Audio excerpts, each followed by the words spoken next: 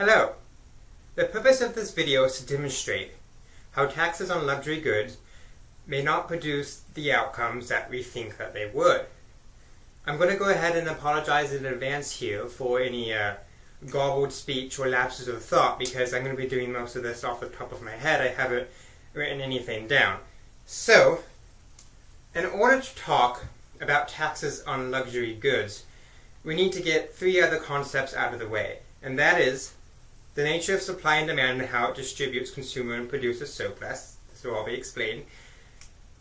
The elasticity of supply and demand, and how tax revenues affect all this. So, to begin, we need to have our market model. Our market model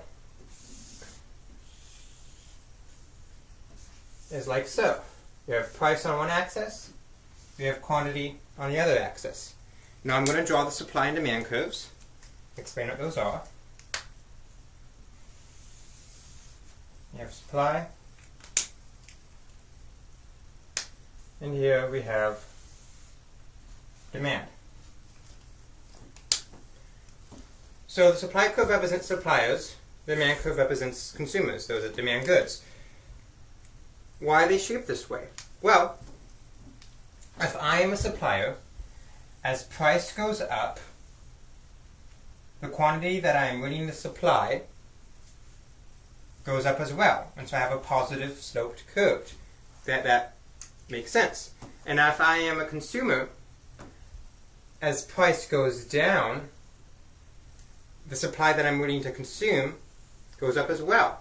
That makes sense as well. And so we have a negatively sloped curve. So that's supply and demand. And supply and demand generate, through their interaction, an equilibrium quantity and an equilibrium price. This too makes sense. You know, if I'm in the market for a mid-range four-door sedan, there's going to be a price range, and so that's equilibrium price, and there's going to be a certain amount that is produced per year, and that's your equilibrium quantity. And so this all makes sense, and it's all rather intuitive. Now that we have that, I'm going to talk about economic surplus, which is made up of consumer surplus and producer surplus. What is this? Well, on this graph, consumer surplus is represented by the area above the market equilibrium price. Why does this occur? Well, these are all consumers that would have been willing to pay a higher price, but they were able to pay a lower price due to the market equilibrium. So for example, if I'm going to buy a car and I'm willing to pay $30,000 for a car, but the market price for a car is $20,000, I just saved $10,000. Those $10,000 are my consumer surplus. Producers have surplus as well, which is represented by the area below the market equilibrium price. Why does this occur? Well, there are producers that would be willing to sell their good at a lower price than the market equilibrium, but they don't have to. They're able to sell it at the market equilibrium, so they have a surplus. For example, if I'm Ford, produce a car and I may be willing to sell it at $10,000, but because the market price is $20,000 through the negotiation of supply and demand, I'm able to sell it at $20,000 and I just got $10,000 of surplus. And so that's producer surplus. And together, consumer and producer surplus make up economic surplus. And economic surplus is maximized through the interactions of supply and demand, with nothing interfering with that. Now, of course, there may be some things such as externalities, like pollution that a corporation may create, and so that would change it. But if there are no externalities, then economic surplus is maximized through the interaction of supply and demand.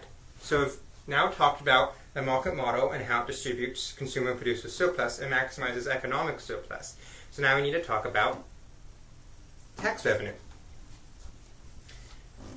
So let's say I'm the government, and I'm wanting to apply tax on corporations. I'm wanting to apply tax on the suppliers of goods. In doing so, I'm going to shift the supply curve. Why is that? Well, it's because a tax on an activity reduces the incentives to do that activity. I mean, if I'm going to tax cigarettes, fewer cigarettes will probably be bought. And so if you're taxing suppliers, overall, the quantity supplied at every price would be less than what it normally would be. And through that shift, the government collects tax revenue. And tax revenue is this gray box. Make sure you can see it. And this is tax revenue that the government collects. Now, you're going to notice something here that's quite interesting. Not only is some producer surplus taken in the form of tax revenue, it makes sense, they're taxing producers, but some consumer surplus is taken as well, even though they're taxing suppliers. Let's think about this. Why does it make sense? If the corporate tax rate is 35%, which it roughly is in the United States, and I were to double that corporate tax rate to 70%, interesting things may happen. So let's say I'm Walmart, right? Corporate tax rate was just doubled. I can easily afford a 70% rate. I can easily afford an extra 35% rate, right? I'm Walmart. I make billions of dollars of profit every year. But I'm going to want to maintain my profit margins. So yes, I'll be willing to have the burden of some of that tax on me as Walmart, but I'm not going to want to pay all of the additional 35%. What am I going to do? I'm going to raise prices. I'm going to raise prices at Walmart, and so then consumers will be affected by this tax as well. This is called tax incidence. It's how the burden of the tax is distributed. And so if I'm taxing suppliers, I'm taking some consumer surplus, I'm taking some producer surplus. I'm not just taking producer surplus by taxing suppliers. Because, I mean, through the interaction of market forces, you're going to have prices that will affect both consumers and affect suppliers as well. And this is an important point. Government policy does not determine tax incidence. It is rather the interaction of supply and demand and the relative elasticities, more on that later, of supply and demand that determines tax incidence. Taxing suppliers doesn't only tax suppliers, it also indirectly attacks consumers as well. And something else interesting happens here. Because supply has shifted, the equilibrium quantity has shifted as well. So we'll call this Q1, we'll call this Q2, right? It shifted over. All this stuff here that wouldn't have been bought and sold is no longer being bought and sold. It's no longer being produced. So producers lose out on some producer surplus. It's no longer being consumed. So consumers lose out on consumer surplus. And it isn't taken in the form of tax revenue either, because nothing's being produced here. You can't tax something that isn't there. And so what is this known as? This is known as a dead weight loss. Nobody has access to this section of economic surplus. It's gone. It's destroyed. And taxes almost always generate some sort of dead weight loss. They hamper the economy. Always. I mean, there's some exceptions, but taxes almost always hamper the economy. The question is whether that economic deadweight loss is worth whatever you're trying to accomplish through taxes. And that's a whole other debate. But you're always going to have some economic destruction in the form of deadweight loss. And so I've talked about taxes, I've talked about producing consumer surplus. So there's one thing left that we have to talk about, and that is elasticity. I'm going to demonstrate this for looking at the demand curve. So I'm going to draw what's known as an elastic demand curve. Excuse me. Got to get my colors in order. Let's start the frame. So we have price, we have quantity, and I'm going to draw an inelastic demand curve. Now you notice that this demand curve is a lot more shallow than this demand curve. It's more elastic than this demand curve. Why is it more shallow? Most likely there's a lot of substitutes. What does this mean? Well, if I'm going to have a small change in price, say from here to here, have a very small change in price, but the change in quantity that will be demanded, excuse me, I just turned on the light, will be much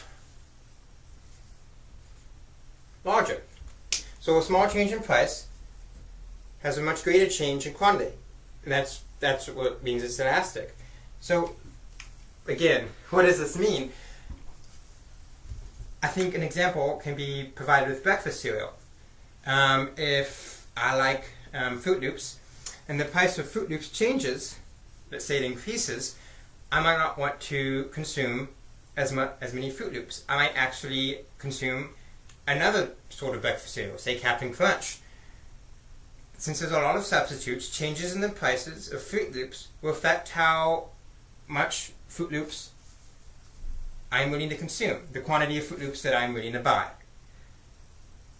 So if they increase the price of Fruit Loops, I'm probably going to decrease the quantity of Fruit Loops that I'm going to buy. If they're going to lower the price of Fruit Loops, I might increase the quantity of Fruit Loops that I'm going to buy. So, and that's what elasticity demonstrates. And this is very elastic because small changes have big quantity changes. Small price changes have big quantity changes. So what's something that's, instead of being elastic, is inelastic? Well, this is what it would look like.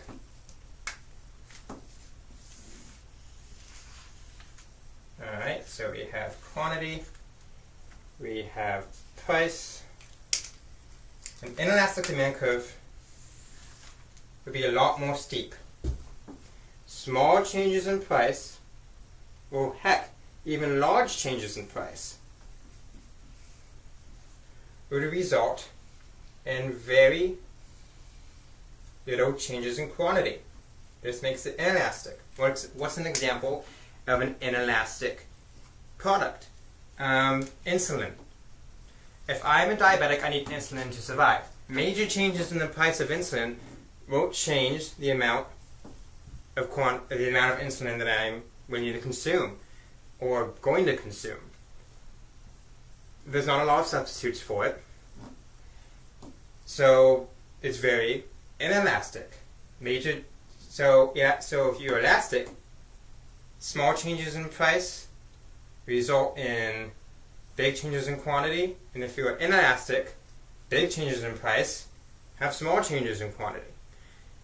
So we now have elasticity covered, we have producer-consumer surplus covered, and we have what happens when you apply taxes to a market. We can now finally talk about taxing luxury goods. What's a luxury good? Yachts.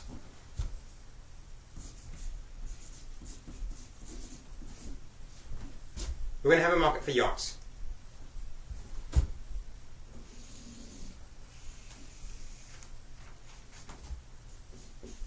Price, we have quantity.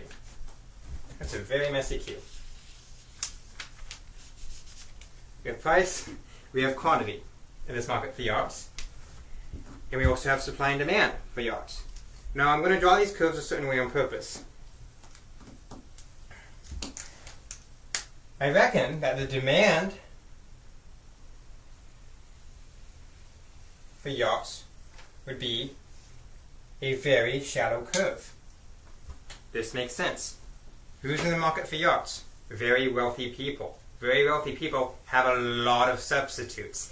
If there's a change in price when it comes to yachts, and it goes beyond what I'm willing to pay for it, I can easily buy a private jet. I can easily buy another house. I can easily buy, a dozen horses. I can easily buy another car. There's a lot of substitutes if you're very wealthy. So if you're really wealthy, you're going to have very elastic demand curves for luxury goods. But the suppliers of luxury goods tell a different story. If I'm producing yachts, I have a very inelastic supply curve. It's very steep. Why is that? Because in the production of yachts, and I'm a firm that produces yachts, I probably don't produce much of anything else. I don't have a lot of substitutes. If I'm a producer of yachts, this is different from a company such as GE, which makes everything underneath the sun. If I'm GE and the price of washing machines drops, I most likely will cut back on the production of washing machines and increase the production of a substitute like jet engines. I have a very elastic supply curve if I'm GE, but if I'm a supplier of yachts, it's a very niche market. I probably only make yachts. I have a very inelastic supply curve. And we have an equilibrium quantity and an equilibrium price. And again, we have consumer surplus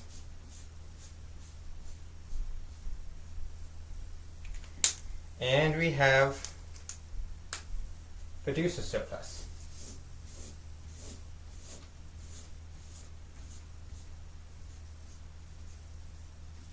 Right?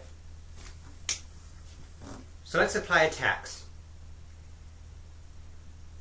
Most likely what you're going to do is tax the wealthy, right? You want to tax the wealthy. You want to tax the people that demand yachts. So, if we apply the tax on people that demand yachts, we're going to shift the demand curve.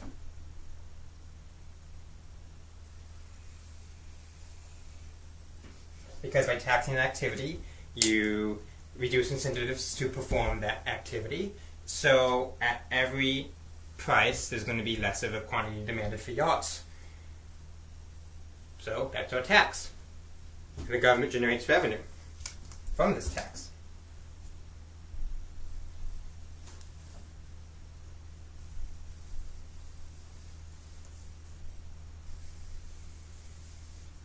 Alright. I think you can see that well. Okay. So this is the tax revenue that the government generates. Some interesting things to point out here. Notice that to produce a surplus is transferred into revenue a lot more than the consumer surplus. The consumer surplus that is taken in the form of revenue, the wealthy people, is very small compared to the suppliers of yachts, as the surplus, the producer surplus that is taken in the form of tax revenue. Again, tax incidence is not determined by government policy. We're taxing the wealthy here.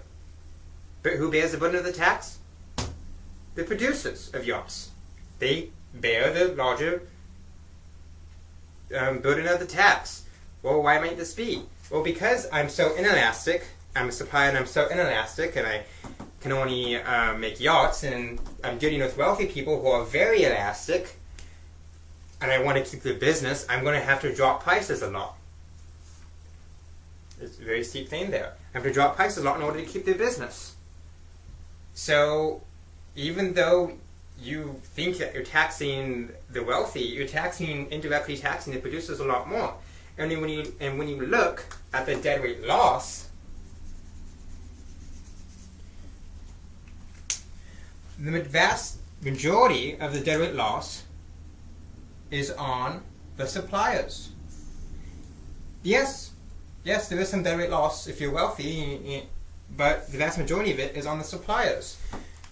So what happens here? This is a yacht company. I produce yachts. These are yachts that aren't being made. These are yachts that are not being exchanged. These are yachts that are not being produced. So, these are wages that are being depressed. These are people being laid off. Taxing luxury goods, even though you may think that you are taxing the wealthy by taxing luxury goods, you're really not, because the wealthy have a lot of substitutes. What you are doing is you are taxing the suppliers of luxury goods, and those are most likely to be your blue-collar workers. Those are most likely to be your white-collar workers. Those are the middle. That's the middle class. That's the middle class. That's the laboring class. They could even be the very poor. So, because of the nature of luxury goods and the markets that luxury goods are in, you may think that you're hurting the rich, and you are, a little bit. But what you're really doing is hurting everyone else. This goes against the common knowledge of people, which the assumption would be, by taxing luxury goods, you're taxing the rich. It isn't so. So you need to be careful when assuming what taxes are due, because they may not have your desired effects. Thank you.